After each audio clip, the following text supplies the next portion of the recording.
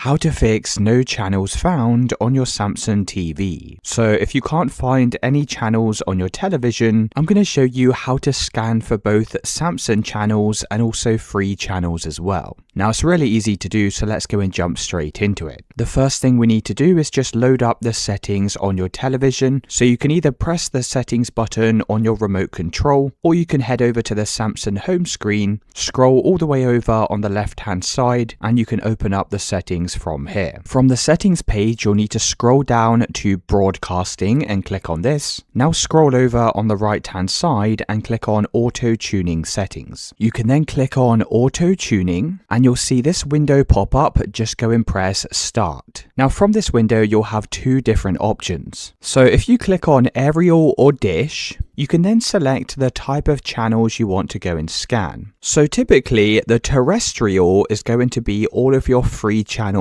like Freeview, and this is the one that I'll be selecting. You can also select cable as well, and this is when you're using a physical cable to a television provider. So for example, if you're using Sky or a service like this, then you may need to try the cable option. So if one of the options doesn't work, you can always come back over to this page and try the other option instead. You can then select the channel type, so I'll be selecting digital and then go and press scan. So it's then going to scan your television for any channels. If you still can't find any channels from this window here, then you may just need to go and change your settings and try the scan once again. Now one final thing to note is that if the broadcasting menu on your television settings is grayed out, this is usually because you're on the wrong input mode. So for example, if you're on HDMI 1 or HDMI 2, you just need to go and switch this to your television source. Now you can do that just from the home screen. You can then come over to sources in this navigation and you can go and switch the input mode from here.